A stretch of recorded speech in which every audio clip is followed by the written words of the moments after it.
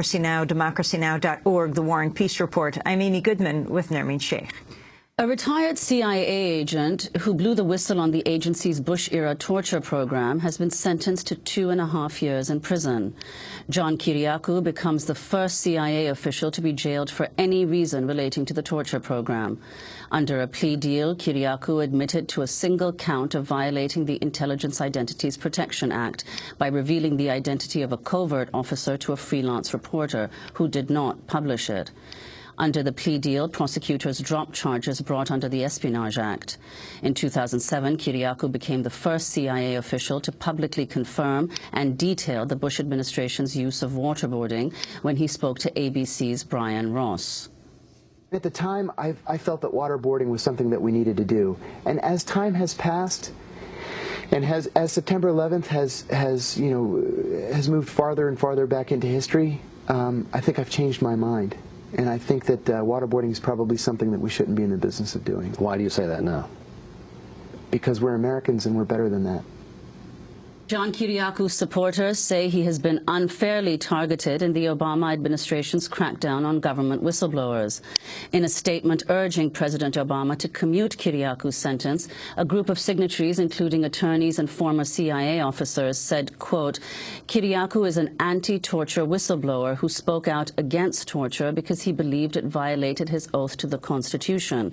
Please, Mr. President, do not allow your legacy to be one where only the whistleblower goes to jail. Prosecutor Neil McBride, the U.S. Attorney for the Eastern District of Virginia, defended the government's handling of the case. As the judge just said in court, today's sentence should be a reminder to every individual who works for the government who comes into the possession of closely held, sensitive information regarding the national defense or the identity of a covert agent, that it is critical that that information remain secure and not spill out into the public domain or be shared with others who don't have authorized access to it. John Kiriakou joins us now from Washington, D.C. Spent 14 years at the CIA as an analyst and a case officer. In 2002, he led the team that found Abu Zubaydah, a high-ranking member of al-Qaeda. He's father of 5. In 2010, he published a memoir entitled The Reluctant Spy, My Secret Life in the CIA's War on Terror. And we're joined by one of John Kiriakou's attorneys, Jesselyn Radack. She's the Director of National Security and Human Rights at the Government Accountability Project, a former ethics advisor to the United States Department of Justice. We reached out to the U.S. Attorney's Office for the Eastern District of Virginia, but they declined our request for an interview. John Kiriakou, why are you going to jail? Explain the plea deal you made with the government. Well, thanks, first of all, for having me and giving me the opportunity to explain. I'm going to prison ostensibly for violating the Intelligence Identities Protection Act of 1982. I believe, and my supporters believe, that this, however, was not a case about leaking. This was a case about torture. And I believe I'm going to prison because I blew the whistle on torture. I've been a thorn in the CIA's side since that interview in 2007 in which I said that waterboarding was torture and that it was official U.S. government policy. And I think finally the Justice Department caught up with me. Jesselyn Radack, let me just bring you into the conversation to explain what the Intelligence Identities Protection Act is. Your client, John Kiriakou, it's been invoked in his case for the first time in 27 years? That's correct. In fact, there have only been 2 convictions under the Intelligence Identities Protection Act, which was enacted to prevent cases like Philip Agee, not things like John Kiriakou. It was to prevent the revealing of covert identities for profit or to aid the enemy. In this case, John confirmed the name of a torturer to a journalist. Which makes Neil McBride's statement all the more hypocritical because the biggest leaker of classified information, including sources and methods and undercover identities, has been the U.S. government.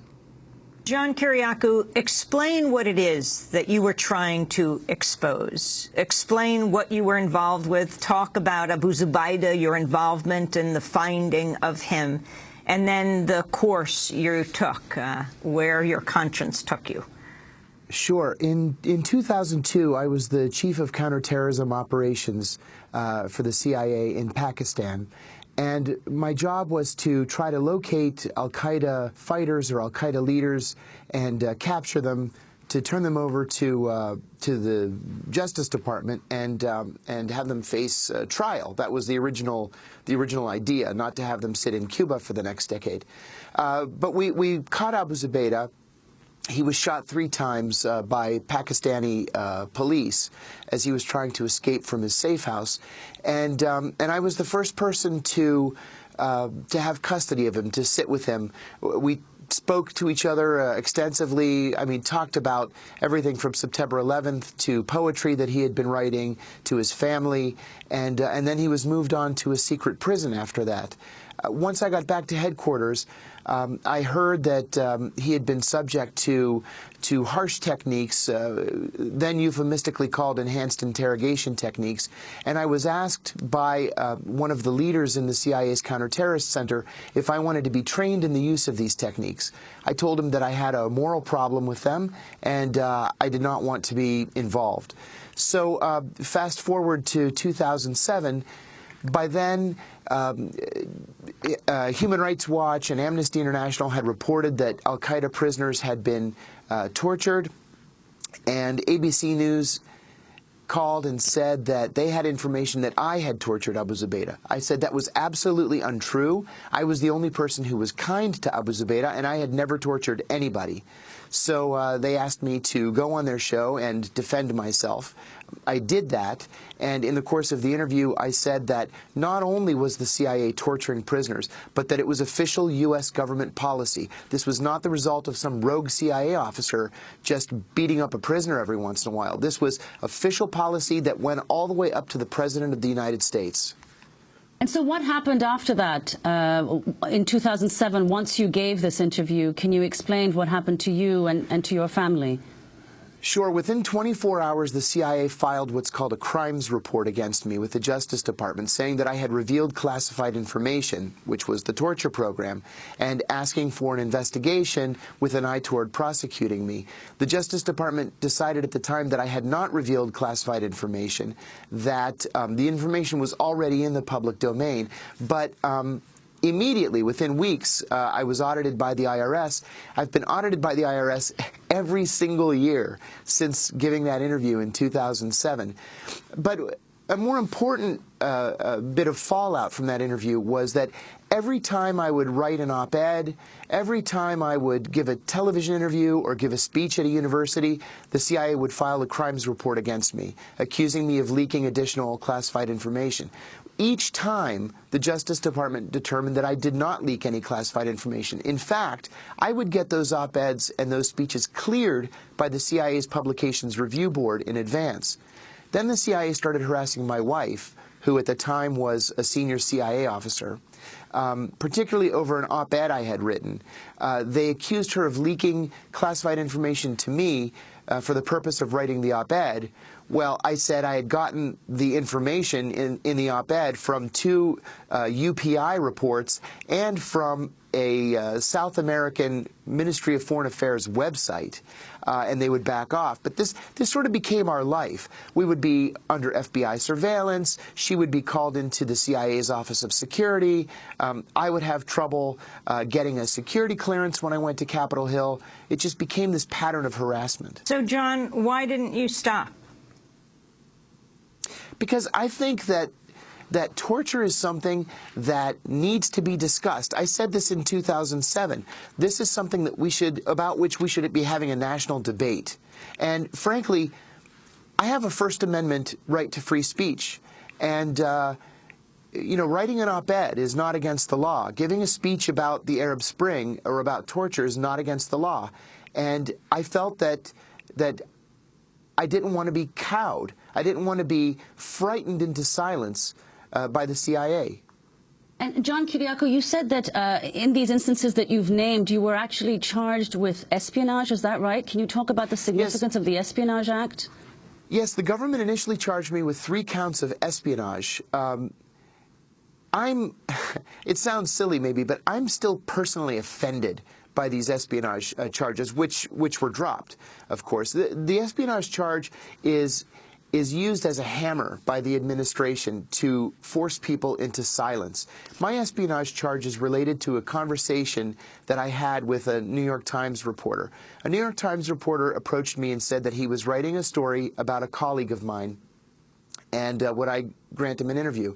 I gave him the interview. I said this colleague was a great guy, the unsung hero of the Abu Zubaydah operation, terrific officer. And the reporter said, do you know how I can get in touch with him? And I said, no, I've been out of touch with him for a while, but I think I might have his business card. So I gave the reporter the business card. Now, mind you, this is a CIA officer who had never, ever been undercover. His business card showed that he was involved as a CIA contractor, and it had his personal email on it and his cell phone number. I gave the reporter the business card and was charged with 2 counts of espionage. I later gave the same business card to another journalist who was doing an article and was charged with a 3rd count of espionage. What is it that you allege the CIA was doing for all of these years? Explain the torture program that you were trying to expose. Sure. There were something like 10 different techniques that were used in the CIA's torture program. They went from the benign, where an officer would grab a prisoner by the lapels and give him a shake, all the way up to the really rough things that we've heard about, like waterboarding, or what I think is worse, sleep deprivation, or the cold cell, where they'll put a prisoner naked in a cell, chilled to 50 or 55 degrees, and then every hour or 2 throw ice water on him. I actually think those last 2 are worse than waterboarding. But again, these are techniques that we have condemned other countries for throughout history. The Japanese did this during the Second World War. The Belgians did it in Africa earlier in the century. The Chinese and the Vietnamese did it. These are techniques that we have always said were crimes against humanity. And then it was though after September 11th everything changed, and we somehow had license to do the same things we had been condemning. I thought that was wrong. You know, former Director Petraeus made a statement in October when I agreed to take a plea to make these other charges go away. And he said that my conviction shows that we have to take our oaths seriously. Well, I took my oath seriously. My oath was to the Constitution. On my first day in the CIA, I put my right hand up and I swore to uphold the Constitution. And to me, torture is unconstitutional, and it's something that we should not be in the business of doing. John Kiriakou, I want to play for you comments President Obama made 4 years ago, shortly before he took office, about whether CIA officials involved in torture should be prosecuted. He appeared on the ABC News this week. I don't believe that anybody is above the law. On the other hand, I also have a belief that we need to look forward as opposed to looking backwards. And part of my job is to make sure that, for example, at the CIA, you've got extraordinarily talented people who are working very hard to keep Americans safe. I don't want them to suddenly feel like they've got to spend all their time looking over their shoulders and lawyering. So no 9/11 commission with independent subpoena power? We have not made final decisions, but my instinct is for us to focus on how do we make sure that moving forward we are doing the right thing. That was President Obama speaking 4 years ago to ABC. John Kiriakou, your response to what the president said. I supported the president's response. I remember that interview, and I thought, okay, he's right. There are wonderful, talented, hardworking men and women at the CIA who need to be protected. But at the same time, it's one thing to look forward. It's another thing to look forward just for the torturers. It's just not fair. It's not fair to the American people. If we're going to make prosecutions or initiate prosecutions, those prosecutions can't just be against the people who blew the whistle on the torture or who opposed the torture. You know, we haven't we haven't even investigated the torturers, as Jesselyn said. We haven't initiated any actions against the people who conceived of the torture and implemented the policy, or against the man who destroyed evidence of the torture, or against the attorneys who used specious legal arguments to justify the torture. If we're going to move forward, let's move forward. But you can't target one person or two people who blew the whistle. John Kiriakou, you've also spoken about witnessing new Foreign Service officers being confirmed, Foreign Services officers who were previously with the CIA and participated in acts of torture. Could you explain what happened and explain its significance? Yes, when I was a senior investigator on the Senate Foreign Relations Committee, I was approached by a journalist who said that he had evidence that the CIA was misusing its cover agreement with the State Department to place people involved in the torture program under State Department cover so that their names could not be exposed in the press. And if those names were exposed in the press, the people giving the names would be subject to the Intelligence Identities Protection Act. So, again, this was a violation of the CIA State Department cover agreement. I sent a letter under Senator John Kerry, then Senator John Kerry's signature, asking the CIA for clarification. I got a response about 6 weeks later that was classified top secret, so I was not permitted to see the response. I did not have a top secret clearance at the time. And a colleague of mine told me that the letter essentially said, in very strongly worded language, to mind my own business.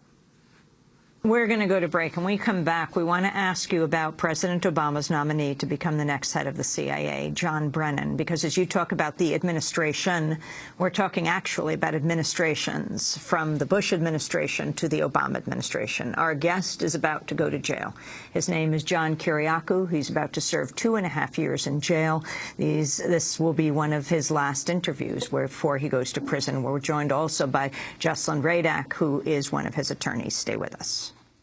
Thanks so much for watching this report from Democracy Now!, your daily independent global news hour. We don't accept advertising or corporate funding, but rather rely on donations from viewers like you.